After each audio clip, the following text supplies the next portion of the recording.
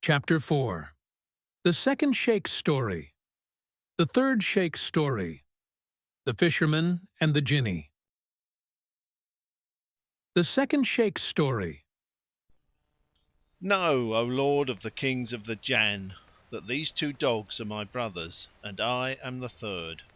Now, when our father died and left us a capital of 3,000 gold pieces, I opened a shop with my share and bought and sold therein, and in like guise did my two brothers, each setting up a shop. But I had been in business no long while before the elder sold his stock for 1,000 dinars, and after buying outfit and merchandise went his ways to foreign parts. He was absent one whole year with the caravan, but one day as I sat in my shop, behold, a beggar stood before me asking alms, and I said to him, "Allah open thee another door." Whereupon he answered, weeping the while, "Am I so changed that thou knowest me not?" Then I looked at him narrowly, and lo! it was my brother; so I rose to him and welcomed him. Then I seated him in my shop and put questions concerning his case. "Ask me not," answered he, "my wealth is a waste and my state hath waxed unstated." So I took him to the Hammam bath and clad him in a suit of my own and gave him lodging in my house. Moreover, after looking over the accounts of my stock in trade and the profits of my business, I found that industry had gained me 1,000 dinars, while my principal, the head of my wealth, amounted to 2,000. So I shared the whole with him, saying, "Assume that thou hast made no journey abroad, but hast remained at home, and be not cast down by thine ill luck." He took the share in great glee and opened for himself a shop, and matters went on quietly for a few nights and days. But presently my second brother, yon other dog, also setting his heart upon travel, sold off what goods and stock in trade he had, and, albeit we tried to stay him, he would not be stayed. He laid in an outfit for the journey and fared forth with certain wayfarers. After an absence of a whole year he came back to me, even as my elder brother had come back; and when I said to him, "O my brother, did I not dissuade thee from travel?" he shed tears and cried, "O my brother, this be Destiny's decree. Here I am a mere beggar, penniless, and without a shirt to my back." So I led him to the bath, O Jinni, and clothing him in new clothes of my own wear, I went with him to my shop and served him with meat and drink. Furthermore I said to him, "O my brother, I am wont to cast up my shop accounts at the head of every year, and whatso I shall find of surplusage is between me and thee." So I proceeded, O Ifrit, to strike a balance, and finding 2,000 dinars of profit, I returned praises to the Creator, be He extolled and exalted, and made over one half to my brother, keeping the other to myself.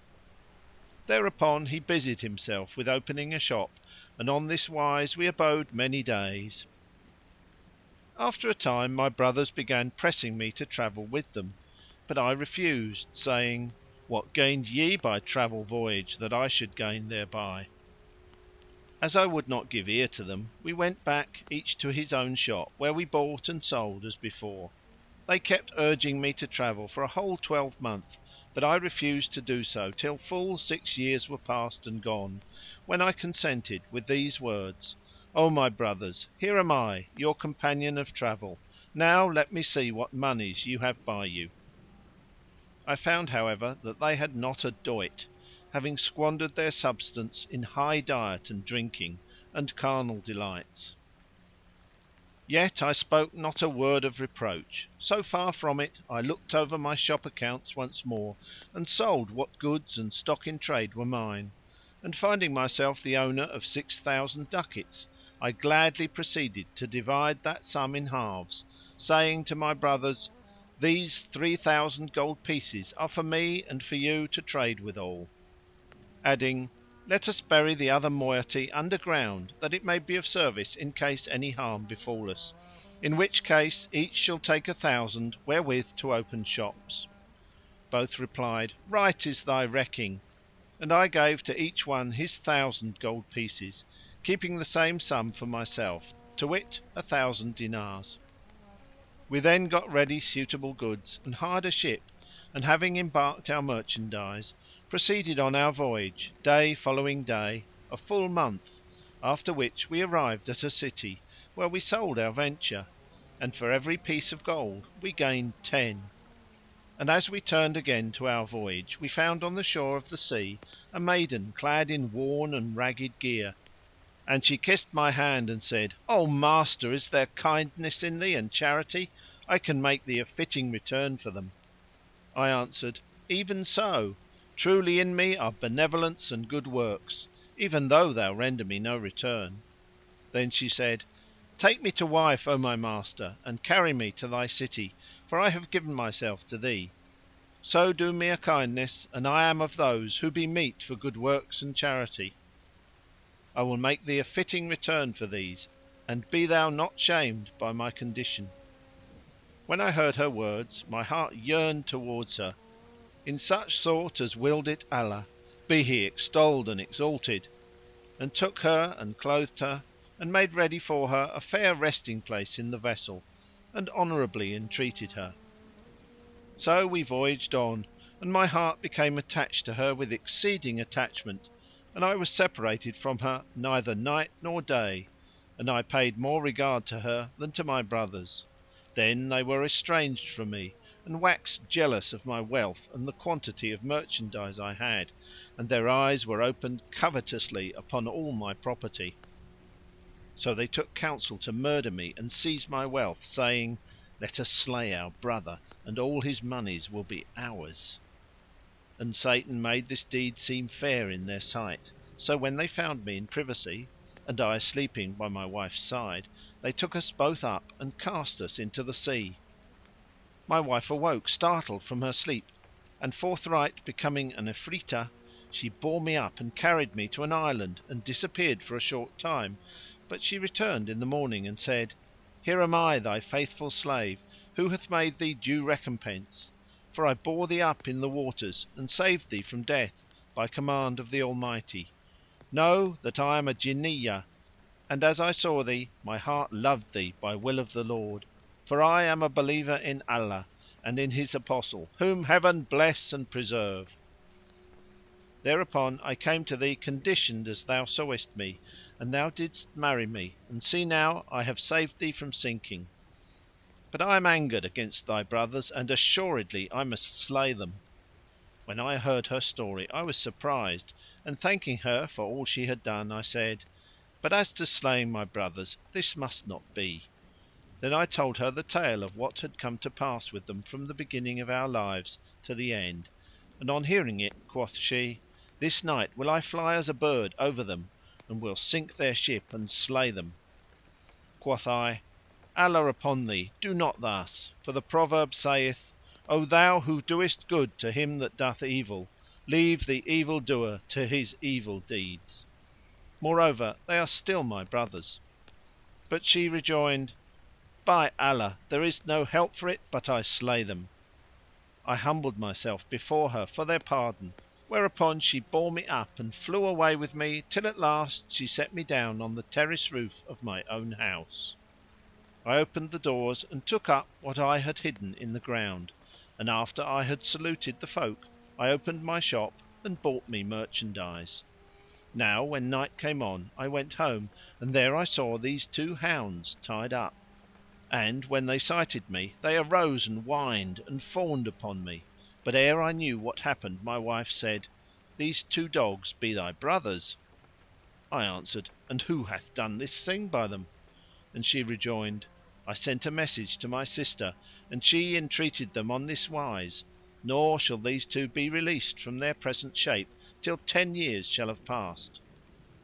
And now I have arrived at this place on my way to my wife's sister, that she may deliver them from this condition, after their having endured it for half a score of years. As I was wending onwards I saw this young man, who acquainted me with what had befallen him, and I determined not to fare hence until I should see what might occur between thee and him. Such is my tale." Then said the Jinni, "Surely this is a strange story, and therefore I give thee the third portion of his blood and his crime." Thereupon quoth the third Shaykh, the master of the mare mule, to the Jinni, "I can tell thee a tale more wondrous than these two, so thou grant me the remainder of his blood and his offence." And the Jinni answered, "So be it." Then the old man began. The third Shaykh's story. Know, O Sultan and head of the Jann, that this mule was my wife. Now it so happened that I went forth and was absent one whole year, and when I returned from my journey I came to her by night, and saw a black slave lying with her on the carpet bed, and they were talking and dallying and laughing and kissing and playing the close buttock game. When she saw me she rose and came hurriedly at me with a gugglet of water, and muttering spells over it she besprinkled me and said, "Come forth from this thy shape into the shape of a dog." And I became on the instant a dog. She drove me out of the house and I ran through the doorway nor ceased running until I came to a butcher's stall, where I stopped and began to eat what bones were there. When the stall owner saw me, he took me and led me into his house; but as soon as his daughter had sight of me she veiled her face from me, crying out, "Dost thou bring men to me and dost thou come in with them to me?" Her father asked, "Where is the man?" And she answered, "This dog is a man whom his wife hath ensorcelled, and I am able to release him." When her father heard her words he said, "Allah upon thee, O my daughter, release him." So she took a gugglet of water and, after uttering words over it, sprinkled upon me a few drops, saying, "Come forth from that form into thy former form," and I returned to my natural shape. Then I kissed her hand and said, "I wish thou wouldest transform my wife even as she transformed me." Thereupon she gave me some water, saying, "As soon as thou see her asleep, sprinkle this liquid upon her and speak what words thou heardest me utter; so shall she become whatsoever thou desirest." I went to my wife and found her fast asleep, and while sprinkling the water upon her I said, "Come forth from that form into the form of a mare mule." So she became on the instant a she mule, and she it is whom thou seest with thine eyes, O Sultan and head of the Kings of the Jann. Then the Jinni turned towards her and said, "Is this sooth?" And she nodded her head and replied by signs, "Indeed 'tis the truth, for such is my tale and this is what hath befallen me." Now when the old man had ceased speaking the Jinni shook with pleasure and gave him the third of the merchant's blood.—And Shahrazad perceived the dawn of the day and ceased saying her permitted say. Then quoth Dunyazad, "O my sister, how pleasant is thy tale and how tasteful, how sweet and how grateful!" She replied, "And what is this compared with that I could tell thee, the night to come, if I live and the King spare me?" Then thought the King, "By Allah, I will not slay her until I hear the rest of her tale, for truly it is wondrous." So they rested that night in mutual embrace until the dawn. After this the King went forth to his hall of estate, and the Wazir and the troops came in and the court was crowded, and the King gave orders and judged and appointed and deposed, bidding and forbidding during the rest of the day. Then the Divan broke up and King Shahryar entered his palace. When it was the third night and the King had had his will of the Wazir's daughter, Dunyazad her sister said to her, "Finish for us that tale of thine." And she replied, "With joy and goodly gree. It hath reached me, O auspicious King, that when the third old man told a tale to the Jinni more wondrous than the two preceding, the Jinni marvelled with exceeding marvel and, shaking with delight, cried, "Lo! I have given thee the remainder of the merchant's punishment and for thy sake have I released him." Thereupon the merchant embraced the old men and thanked them, and these Shaykhs wished him joy on being saved and fared forth each one for his own city. Yet this tale is not more wondrous than the Fisherman's story. Asked the King, "What is the Fisherman's story?" And she answered by relating the tale of The Fisherman and the Jinni. It hath reached me, O auspicious King, that there was a fisherman, well stricken in years, who had a wife and three children, and withal was of poor condition. Now it was his custom to cast his net every day 4 times, and no more. On a day he went forth about noontide to the sea shore, where he laid down his basket and, tucking up his shirt and plunging into the water, made a cast with his net and waited till it settled to the bottom. Then he gathered the cords together and haled away at it, but found it weighty, and however much he drew it landwards, he could not pull it up; so he carried the ends ashore and drove a stake into the ground and made the net fast to it. Then he stripped and dived into the water all about the net, and left not off working hard until he had brought it up. He rejoiced thereat and, donning his clothes, went to the net, where he found in it a dead jackass, which had torn the meshes. Now when he saw it, he exclaimed in his grief, "There is no majesty and there is no might save in Allah the Glorious, the Great!" Then quoth he, "This is a strange manner of daily bread," and he began reciting in extempore verse: O toiler through the glooms of night, in peril and in pain, thy toiling stint for daily bread comes not by might and main.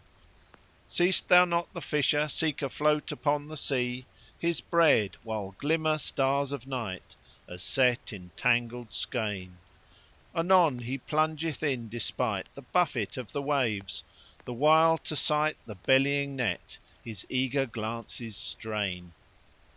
Till, joying at the night's success, a fish he bringeth home, whose gullet by the hook of fate was caught and cut in twain. When buys that fish of him a man who spent the hours of night, reckless of cold and wet and gloom, in ease and comfort fain. Laud to the Lord who gives to this, to that denies his wishes, and dooms one toil and catch the prey, and other eat the fishes. Then quoth he, "Up and to it! I am sure of His beneficence, Inshallah!"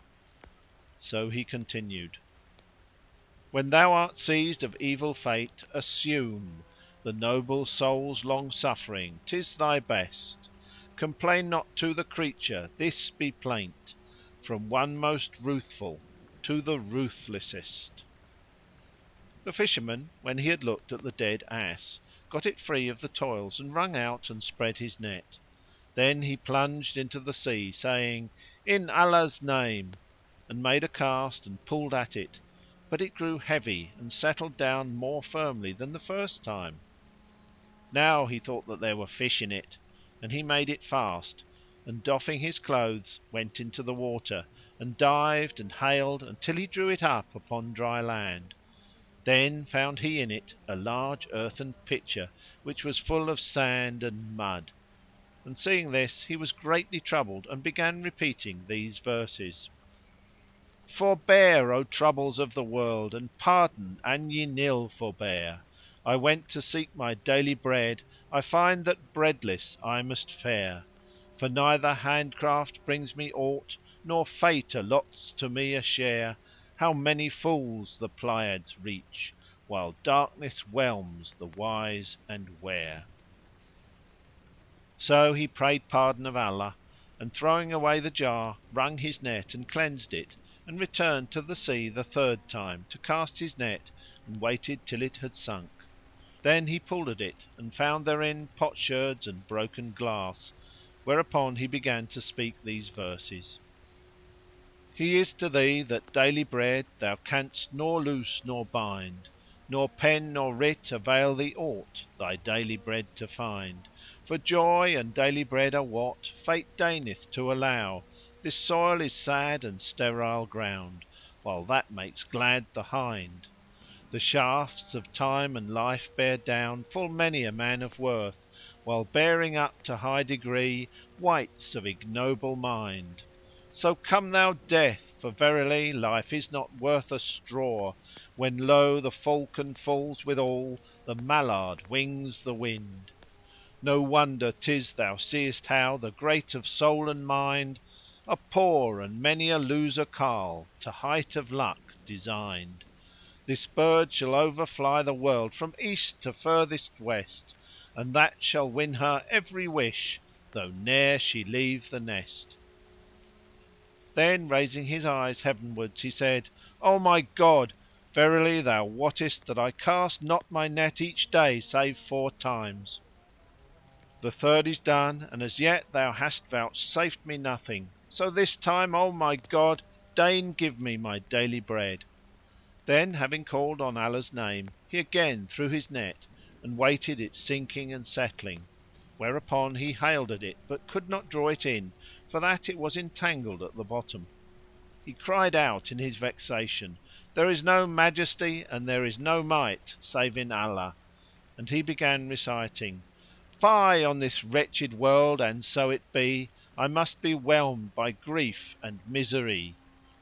Though gladsome be man's lot when dawns the morn, he drains the cup of woe ere eve he see.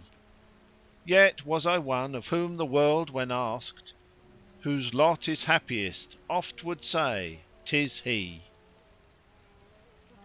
Thereupon he stripped and diving down to the net busied himself with it till it came to land. Then he opened the meshes and found therein a cucumber shaped jar of yellow copper, evidently full of something, whose mouth was made fast with a leaden cap, stamped with the seal ring of our lord Sulayman, son of David, Allah accept the twain! Seeing this the Fisherman rejoiced and said, "If I sell it in the brass bazar 'tis worth 10 golden dinars." He shook it and finding it heavy continued, "Would to Heaven I knew what is herein! But I must and will open it and look to its contents and store it in my bag and sell it in the brass market."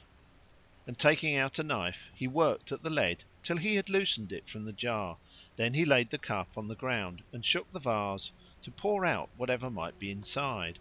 He found nothing in it, whereat he marvelled with an exceeding marvel. But presently there came forth from the jar a smoke which spired heavenwards into ether, whereat he again marvelled with mighty marvel, and which trailed along earth's surface till presently, having reached its full height, the thick vapour condensed and became an Ifrit huge of bulk, whose crest touched the clouds while his feet were on the ground. His head was as a dome, his hands like pitchforks, his legs long as masts, and his mouth big as a cave. His teeth were like large stones, his nostrils ewers, his eyes 2 lamps, and his look was fierce and lowering. Now when the Fisherman saw the Ifrit, his side muscles quivered, his teeth chattered, his spittle dried up, and he became blind about what to do. Upon this the Ifrit looked at him and cried, "There is no god but the God, and Sulayman is the Prophet of God," presently adding, "O Apostle of Allah, slay me not; never again will I gainsay thee in word nor sin against thee in deed." Quoth the Fisherman, "O Marid, didst thou say Sulayman the Apostle of Allah? And Sulayman is dead some 1800 years ago, and we are now in the last days of the world. What is thy story and what is thy account of thyself, and what is the cause of thy entering into this cucurbit?" When the evil spirit heard the words of the Fisherman, quoth he, "There is no god but the God. Be of good cheer, O Fisherman." Quoth the Fisherman, "Why biddest thou me to be of good cheer?" And he replied, "Because of thy having to die an ill death in this very hour." Said the Fisherman, "Thou deservest for thy good tidings the withdrawal of Heaven's protection, O thou distant one! Wherefore shouldest thou kill me, and what thing have I done to deserve death, I who freed thee from the jar and saved thee from the depths of the sea and brought thee up on the dry land?" Replied the Ifrit, "Ask me only what mode of death thou wilt die, and by what manner of slaughter shall I slay thee?" Rejoined the Fisherman, "What is my crime and wherefore such retribution?"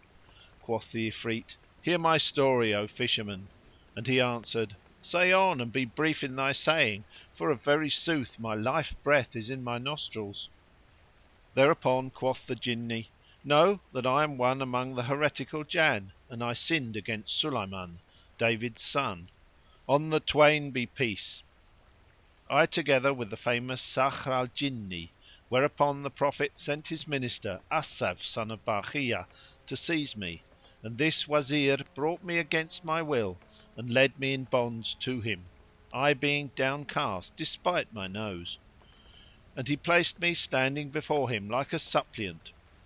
When Sulayman saw me he took refuge with Allah and bade me embrace the True Faith and obey his behests; but I refused, so sending for this cucurbit he shut me up therein and stopped it over with lead, whereon he impressed the Most High name, and gave his orders to the Jann who carried me off and cast me into the midmost of the ocean. There I abode 100 years, during which I said in my heart, "Whoso shall release me, him will I enrich for ever and ever." But the full century went by, and when no one set me free, I entered upon the second 50, saying, "Whoso shall release me, for him I will open the hoards of the earth." Still no one set me free, and thus 400 years passed away. Then quoth I, "Whoso shall release me, for him will I fulfil 3 wishes." Yet no one set me free. Thereupon I waxed wroth with exceeding wrath and said to myself, "Whoso shall release me from this time forth, him will I slay, and I will give him choice of what death he will die. And now, as thou hast released me, I give thee full choice of deaths." The Fisherman, hearing the words of the Ifrit, said, "O Allah, the wonder of it, that I have not come to free thee save in these days!" adding, "Spare my life, so Allah spare thine, and slay me not, lest Allah set one to slay thee." Replied the contumacious one, "There is no help for it, die thou must; so ask me by way of boon what manner of death thou wilt die." Albeit thus certified, the Fisherman again addressed the Ifrit, saying, "Forgive me this my death as a generous reward for having freed thee." And the Ifrit, "Surely I would not slay thee save on account of that same release." "O Chief of the Ifrits," said the Fisherman, "I do thee good and thou requitest me with evil. In very sooth the old saw lieth not when it saith, 'We wrought them weal, they met our weal with ill.' Such, by my life, is every bad man's labour. To him who benefits unworthy wights shall hap what happed to Amir's neighbour." Now when the Ifrit heard these words he answered, "No more of this talk, needs must I kill thee." Upon this the Fisherman said to himself, "This is a Jinni, and I am a man to whom Allah hath given a passably cunning wit; so I will now cast about to compass his destruction by my contrivance and by mine intelligence, even as he took counsel only of his malice and his frowardness." He began by asking the Ifrit, "Hast thou indeed resolved to kill me?" and receiving for all answer, "Even so," he cried, "Now in the Most Great Name, graven on the seal ring of Sulayman the son of David, peace be with the Holy Twain! an I question thee on a certain matter, wilt thou give me a true answer?" The Ifrit replied, "Yea!" but hearing mention of the Most Great Name his wits were troubled and he said with trembling, "Ask and be brief." Quoth the Fisherman, "How didst thou fit into this bottle which would not hold thy hand, no, nor even thy foot, and how came it to be large enough to contain the whole of thee?" Replied the Ifrit, "What! dost not believe that I was all there?" And the Fisherman rejoined, "Nay, I will never believe it until I see thee inside with my own eyes."—And Shahrazad perceived the dawn of day and ceased to say her permitted say. When it was the Fourth Night, her sister said to her, "Please finish us this tale, an thou be not sleepy." So she resumed, "It hath reached me, O auspicious King, that when the Fisherman said to the Ifrit, 'I will never and nowise believe thee until I see thee inside it with mine own eyes,' the evil spirit on the instant shook and became a vapour which condensed and entered the jar little and little, till all was well inside, when lo! the Fisherman in hot haste took the leaden cap with the seal and stoppered therewith the mouth of the jar, and called out to the Ifrit, saying, "Ask me by way of boon what death thou wilt die. By Allah, I will throw thee into the sea before us, and here will I build me a lodge, and whoso cometh hither I will warn him against fishing and will say, in these waters abideth an Ifrit who giveth as a last favour a choice of deaths and fashion of slaughter to the man who saveth him." Now when the Ifrit heard this from the Fisherman and saw himself in limbo, he was minded to escape, but this was prevented by Solomon's seal. So he knew that the Fisherman had cozened and outwitted him, and he waxed lowly and submissive and began humbly to say, "I did but jest with thee." But the other answered, "Thou liest, O vilest of the Ifrits and meanest and filthiest!" And he set off with the bottle for the seaside, the Ifrit calling out, "Nay, nay!" and he calling out, "Ay, ay!" Thereupon the evil spirit softened his voice and smoothed his speech and abased himself, saying, "What wouldest thou do with me, O Fisherman?" "I will throw thee back into the sea," he answered, "where thou hast been housed and homed for 1,800 years, and now I will leave thee therein till Judgment Day. Did I not say to thee, Spare me and Allah shall spare thee, and slay me not lest Allah slay thee? Yet thou spurnedest my supplication and hadst no intention save to deal ungraciously by me, and Allah hath now thrown thee into my hands, and I am cunninger than thou." Quoth the Ifrit, "Open for me and I may bring thee weal." Quoth the Fisherman, "Thou liest, thou accursed! My case with thee is that of the Wazir of King Yunan with the sage Duban." "And who was the Wazir of King Yunan and who was the sage Duban, and what was the story about them?" quoth the Ifrit; whereupon the Fisherman began to tell The Tale of the Wazir and the Sage Duban.